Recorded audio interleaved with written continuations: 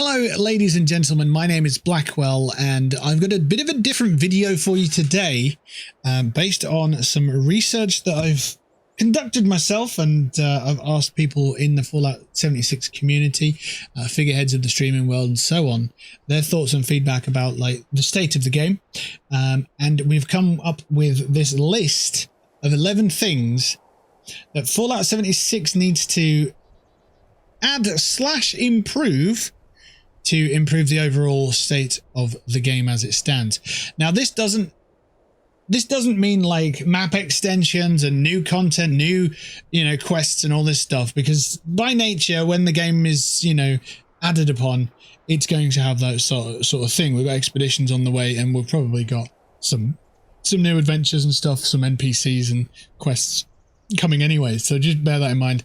This is a disclaimer that we're not including any of those things in this list.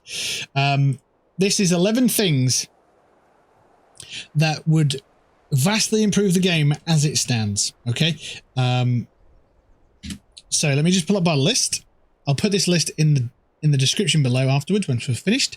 And we'll go from there. So in at number 1 on our list of 10 things is additional end game content. Now I'll get this out of the way early, because when I say like additional content, I don't mean new quests, new bosses and area bosses and stuff. Like, we all know that we'd love to see that down the line. Of course, we'd love to see a massive mole miner behemoth in the ash heap, for example, or would love to see a mega Mirelurk king in the mire. Of course, we'd love to see that stuff. That's new content. We're not talking new content as such. Here, we're talking about more boss fights that are currently already in game. So we've got Earl Williams, we've got the Scorched Beast Queen, and we've got Encrypted, but maybe we should add to that, and we could add to that in the form of Dr. Blackburn, the protagonist of, is it protagonist? Antagonist from Steel Rain, for example, or the Vault 51 Power Armor Heavy Trooper from the newly sort of opened up Vault 51, obviously, as nuclear winter's dispersed. There are a couple of others as well, like the Sentry Bot in Steel Dawn in the Enclave facility again, and that's another one. So we could add these as repeatable content, like our Scorched Earth and like our Colossal Problem events. So once people have completed the quest lines associated with them, so they could be behind quest locks, or, that's probably not how it's phrased, but yeah. And then people can repeatedly do that content afterwards, because they're in instances, really, aren't they? So yeah, that's number 1. So making repeatable end game bosses out of the existing quests that we have in the game is top of my list anyway. And remember, we're not talking about additional content. We're talking about current content being molded and manipulated into a way that gives us a better experience. So that's number 1. Number 2 is an account-wide stash box and currency system, including mailing system and part exchange trade system. So for this one, when I say part exchange trade system, I mean peer to peer, so player to player, not player to vendor, for example. But if you're looking to sell something, instead of doing a 1-for-1 transaction or buying for caps, maybe you can add a sort of, not a weighing scale as such, but maybe you put items into a box and then they put items into a box, and when you're both happy, then you can make a trade or potential trade. One person questions it and says, would you like this? And the other person then says yes or no based on the trade it is that may be happening. That's the intricate part of the number 2. But the easy part of number 2 is account-wide stash box and currency system. So at the moment, our stash boxes are what, £1,400, I believe. That's per character. If you can have 5 characters on the game, you times it by 5.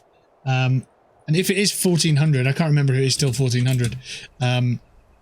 That gives you an account wide of 7,000 carry weight, right? And that's your overall stash box. So why not bump the stash box up to 7,000? I know people are going to criticize it and say, hey, but that's going to stop people trying to get the stash box or the scrap box and so on. That's going to have a detriment on Fallout First subscription and whatnot. But let me put it this way. There's 5 stash boxes already in the game.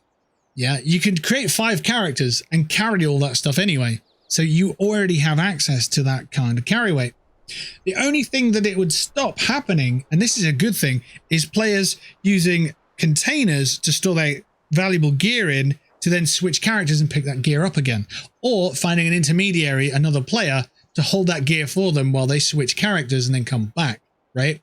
So it tightens up the ability to do that. So instead of that, you can just go, you know what? I'm going to take it to this place right here. Let me check it out. We're in game right now. And if you look right where we are, we've got a post office right here. Now, post offices, they specialize in sending and receiving mail. So if this building here was used for the purposes of sending gear to your other characters and stuff, or having an account-wide stash box and mailing system, then that would work. Alternatively, you could send items to players who are not currently online, you know, so they can log in later on if you don't have time. Like, if I don't have time to play with Druid, but I know he's after a certain weapon, I can post it to him and he can get it when he logs in, kind of vibe, you know, so there's that. And then next to the post office, there's a bank.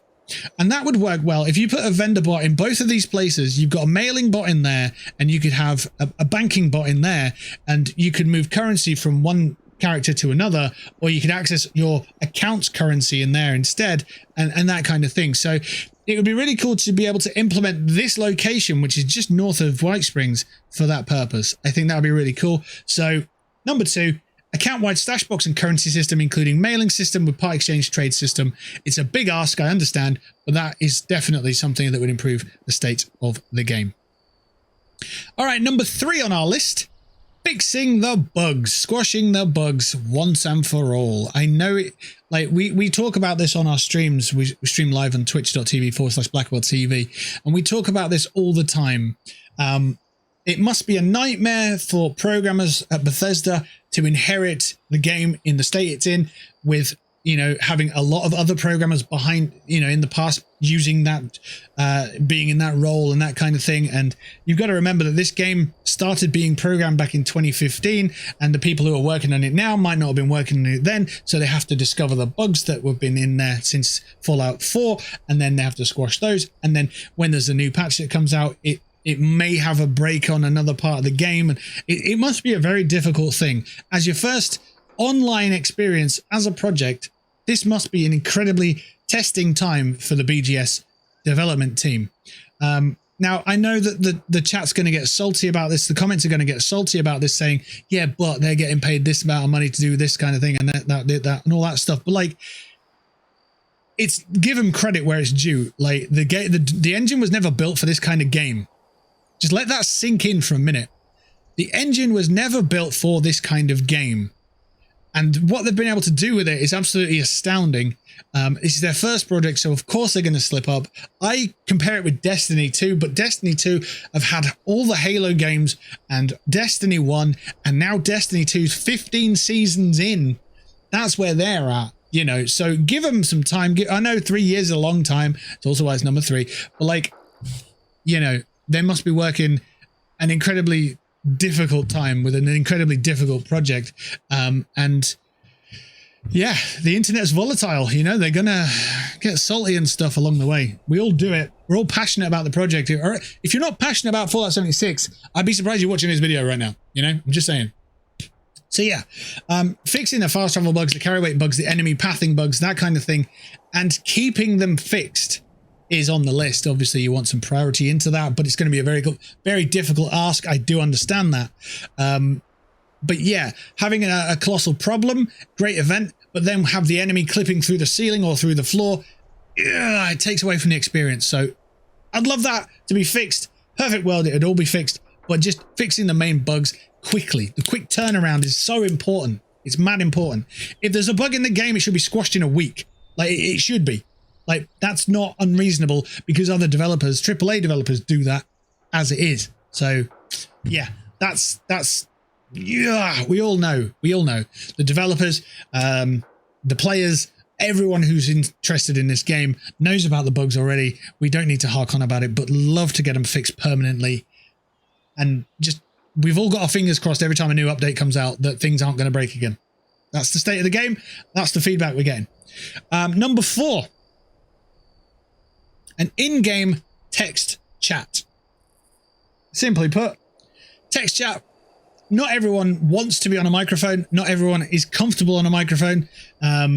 Going out to the deaf community as well. Text chat, simple text chat. It'll have language filters on it, so it's not offensive. Job's a good one. Comes up on the, I don't know, right hand side of your screen, bottom of your screen, where my camera is. Text chat in game. You know, sorry about that. Oops, I didn't mean to do that. I'm new here. You know, you can type all these different things in there and get your point across, and you know, it's very, very helpful. It's just another way to communicate for people who might not have a microphone, or they might not have the necessity to be on a microphone. You know, they might have screaming kids in the background. They might have music on in the background. They might just want to chill. Bit of text chat helps people out. You know, oh, I'm looking for, you know, a team. I'm looking for someone to run a silo. I'm looking for Ultrasight 308s. It's easier on text chat. Honestly, it's just so simple. Implementation to the game that would improve it. Absolutely would. Moving on to number 5. And number 5 is raise the user limit on private/custom worlds. Now, with Fallout worlds being added, I get it. It's cool. If you've got Fallout First, then you can get your friends onto that server. If you don't have Fallout First, you can join someone who has Fallout First and join their custom world, right? I understand that, but by limiting it to 8, and I see where the business side of things are, you know, if you pushed it out to 24, then one person needs Fallout First and 23 other players could join them on that world. And now you start to understand how financially detracting that is as a business, right? If I have Fallout First and 23 of my friends can join me, they don't need Fallout First as long as I'm playing, because they can all join my world. Do you see? That's where they're coming from. That's the business side of it. So I understand not doing that it makes sense, but having it restricted to 8 is somewhat, it's still problematic for players. Now, if you're relaxing certain build mechanics and stuff, it's going to have more of a strain on the server. I get that.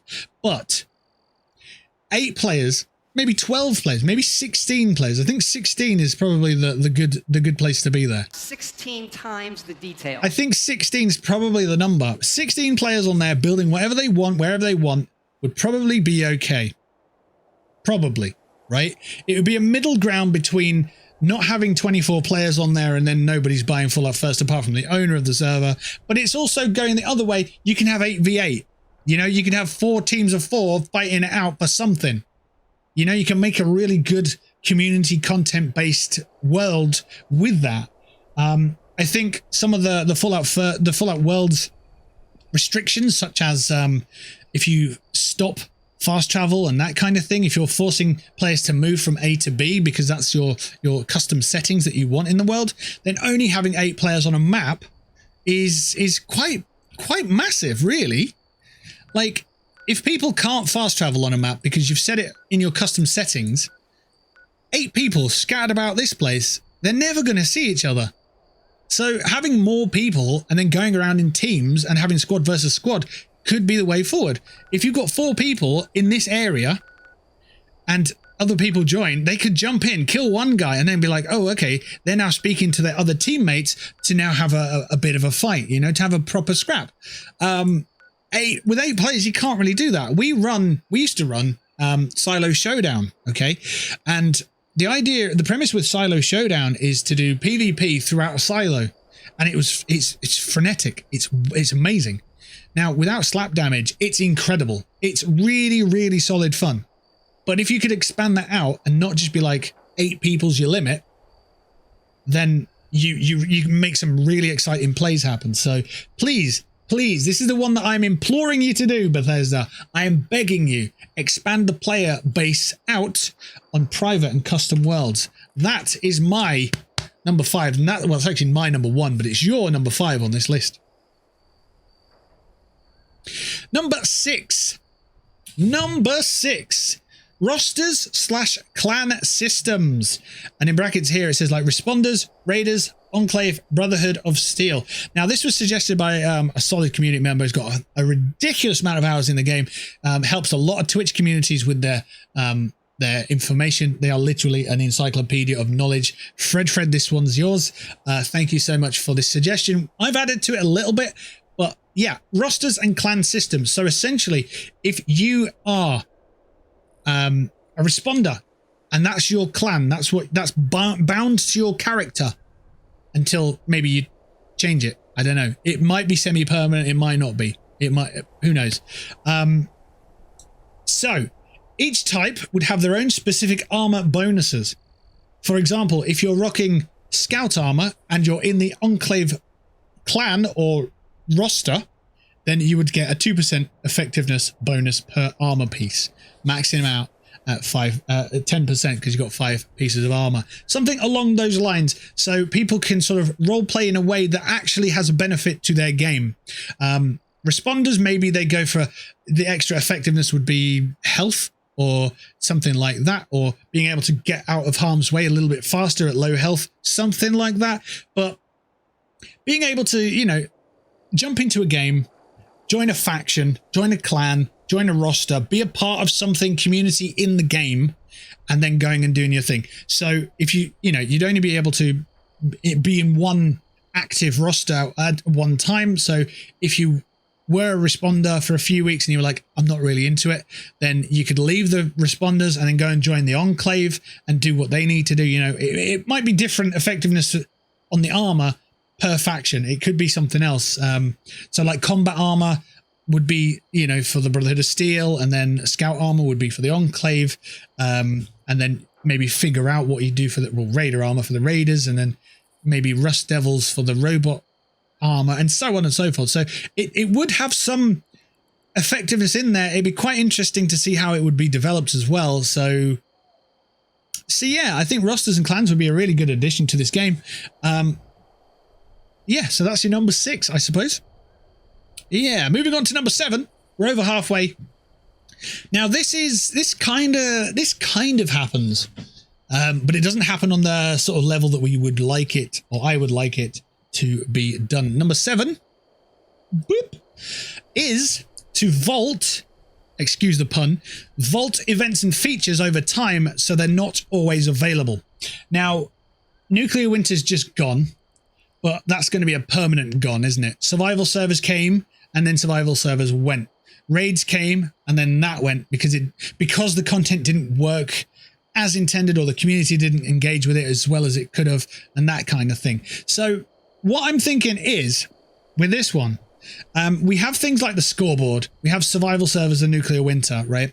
So what if the scoreboard, for example, came back for 3 months a year? That's it. You get one scoreboard a year, and for those 3 months, you smash through it, yeah? You smash through it, boom, boom, boom, boom, boom, boom, boom. And then after that 3 months, it's gone for 9 months. Right? That way people have a time to miss it. They can mourn it and grieve its loss and be like, that was cool when it was here. I can't wait for that to come back. And then when it does come back, people drum up the hype for it, get into it again, and burn through it again. And you get more, you know, you hopefully get better rewards because Bethesda wouldn't need to put in as many items, because the latest scoreboard out of the 100 levels is 57. I believe it's 57 levels are consumables. So that's over half. Now, I get that it's free content, but if you vault the scoreboard for 9 months out of the year, it would have more impact when it comes back. So let's say for the first 3 months of the year, boom, you got a scoreboard. Scoreboard's gone, right? For the next 3 months, boom, Nuclear Winter's here. Pow. It's been worked on since it was offline. It's back in the game for 3 months only. Get in there and get them levels, get them playing, do whatever you need to do. Boom, boom, boom, boom, boom. After that 3 months is shut down, you've got a meat week or something like that. And then meat week's gone. And it's not just a case of you bring back meat week whenever you need it, whenever you need something in the game. You know, it's boom. It's that 1 month of meat week or a fortnight of meat week or whatnot. And then, you know, what next? There's always something to look forward to. Don't worry about that. It's just gone. That's a shame. We missed out on that. But bam! We've got survival servers for the next 2 months. That kind of thing. Shit me. Wow, that's amazing. Let's jump in and see what they're all about. And then we know it's gone in 2 months, so we can grind as much as we want out of it. And then, you know, we're coming to the end of the year, and then whoop, daily ops. You've got a couple of months of daily ops, and that's it. It's gone for the year. But then, remember, you got the scoreboard coming back soon. So there's always something to look forward to. You can vault things for the rest of the year and go and work on them and enhance them and make them better and improve them and all that stuff while they're offline, you know, for the drops and content and the plans and stuff. But it gives the players a rotation of stuff to do rather than just log in, everything's available, go and hit the same shit each time, log out. Because doing that gets repetitive. We're on the 6th season now. It's dull. I'm saying this from a place, I love Fallout, right? I love it. It's got to the point where it's not as exciting as it was because it's always available. The season pass is always there. It's always there. So vaulting stuff over time, so they're not always available, and bring them back to increase interest and excitement when they do return. And any issues that, you know, could be fixed while that part of the game is not online can be worked on while the live game is still available for everybody. So that's a big one for number 7. But I think that is vaulting elements of the game and then bringing them back after set time would be incredibly refreshing. Number 8, this is a brand new item that we're talking about here, but it goes along the lines of items that we've got in game at the moment. We've got scrap kits and we've got repair kits, yeah, where you can on the fly just absolutely just repair something or scrap all your gear without using a workbench. Brilliant. What about auto loot kits? So an auto loot kit would be an item in your inventory similar to a repair kit and so on, but instead of obviously repairing your gear or scrapping all your gear, what it does is it works in the same way that a TurboFert fertilizer grenade works, where you deploy it and then anything in that blast radius that is lootable is looted straight in your inventory. So if you're at Rad Rumble and you've just finished Rad Rumble and you've got a couple of these auto loot kits in the form of grenades or auto loot grenades, that would work.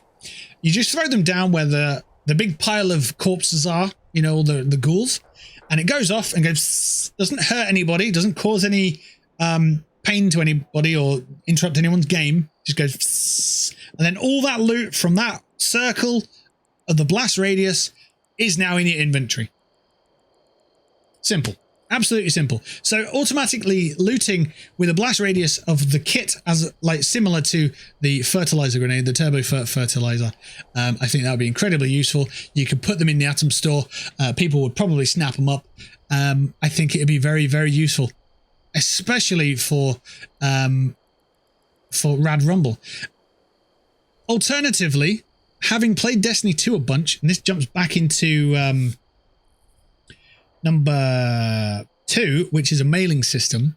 In Destiny 2, when you've done a level or a mission or a raid or anything in Destiny 2, if you've missed a legendary item or an equivalent to a legendary item, if you've missed that and you've left the area, that item automatically goes to your postmaster, and your postmaster holds all your lost gear, so you can still obtain it without wondering where it went. So if you're out in the field and you're like, I saw a legendary down around here, but I can't find the loot pile, that item automatically goes into your postmaster, which could be here at the post office, or it could be at any of the robot vendors in the train stations, right? So there's several areas where you could go and pick up your loot, or it's global loot, but it's the same inventory list at each robot vendor. Maybe something like that needs to be added to this game, so you don't spend your time worrying where that loot item went.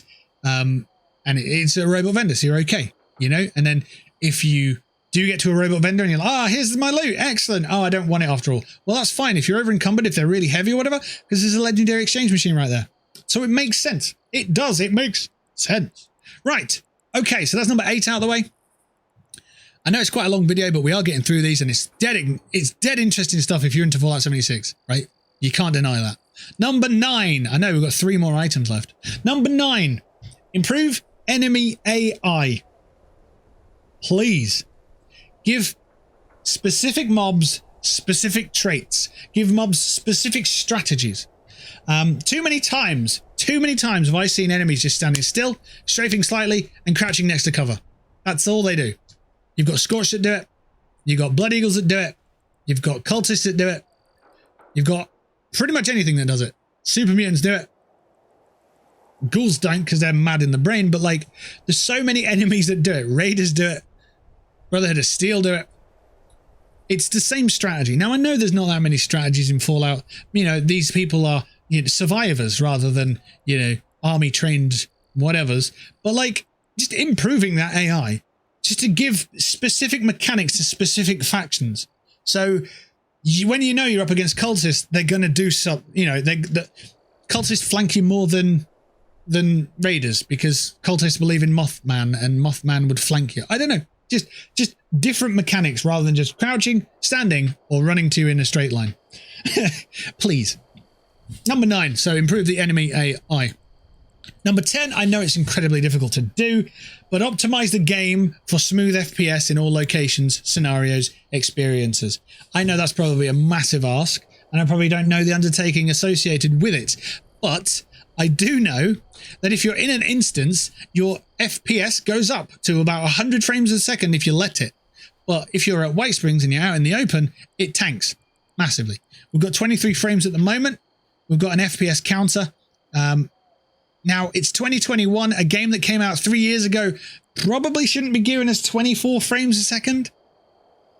So whatever needs to be done, if textures need to be simplified to free up more stability on the server so the frames can be up, then do it. Don't worry about it. Just do it. Get a stable game, a fluid game. I'd rather run this at 120 frames a second and have it look like ass, but it runs as smooth as butter, than it run like ass and look as good as, you know, well, I don't want to say anything, but, you know, it looks this good. So, you know, like, yeah, just optimize the game for smooth FPS in all locations, scenarios, and experiences. I don't want to be in an instance for the game to look and play better. I want it to just play good across the board. We all do. It's what we're here for. We're all passionate about this game. So that's in at number 10. Boop. There we go, number 10. And finally, this one had to be in there. And it's down to build mode. So let me talk about build mode. Let me go to my instance of a camp and let's talk about building. So number 11, which is the last one on this list. Number 11 is to make the building mode better, right? So optimize the build mode.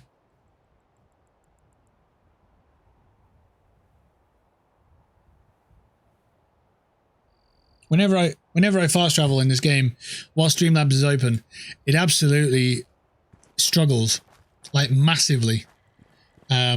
It's quite the problem. So if you just saw a bunch of stuttering there, I do apologize, but there's not much I can do about it at this point. So if the game was more optimized, hopefully it would have a better impact with Streamlabs. Anyway, number 11, build mode optimization, enabling free look and a search bar in build mode. Right, let's talk about it.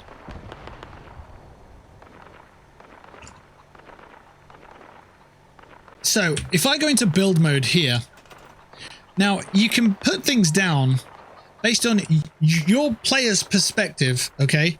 So you're still in first person mode, you're actually forced into first person mode, and you can place things down, and if you hold E on PC, you can move it a little bit like so. See how my frames are tanking as well? So you can move it around a little bit. But if we're in build mode, should we really need to be locked into first person mode?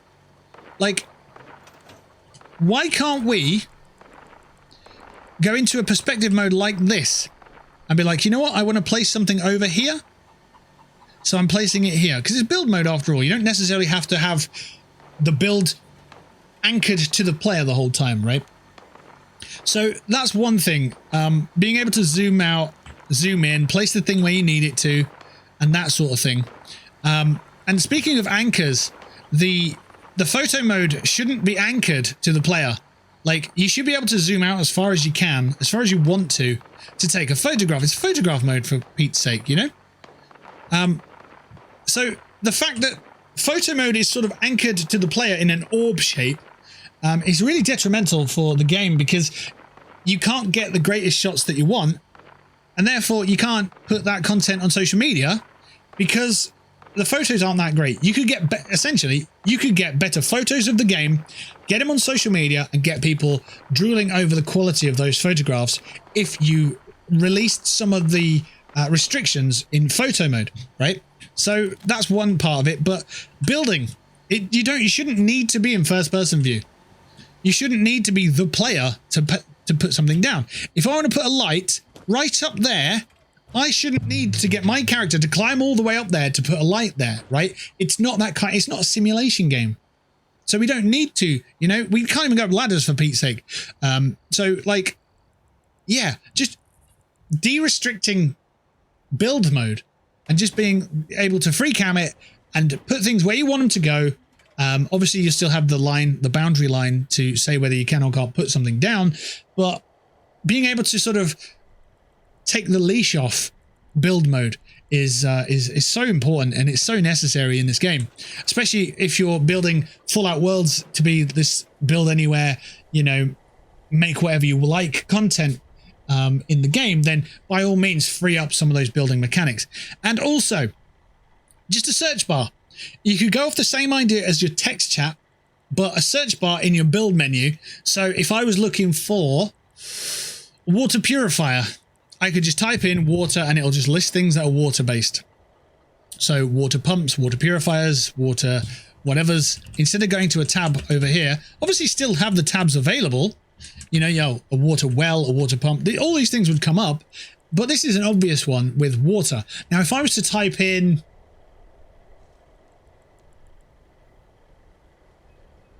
punching bag, like, I genuinely don't know where to look for punching bags. Would it be in miscellaneous structures? Would it be in floor decor? Let's have a quick look for it. So this is all your prefab. There it is. Okay. Antique speed bags, what it's called. So if you were to just type in bag, maybe, then it would come up on your list. But like, it's in miscellaneous structures. The speed bag's in there. The strength bench is in there. The test your luck bench, which is also for perks and to give you a buff, isn't in there.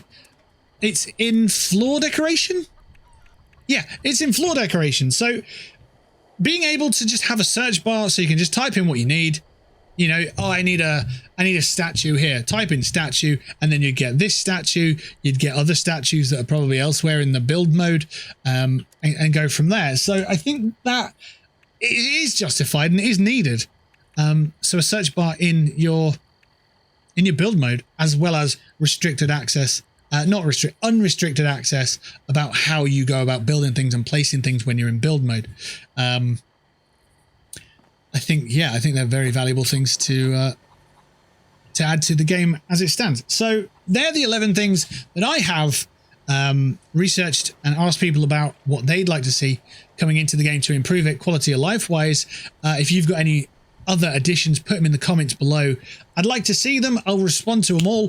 But bear it in mind, I am coming at this with both sides of the argument in my mind. So I understand where the community is coming from. I understand where the developers are coming from. So it's finding that middle ground that works for both.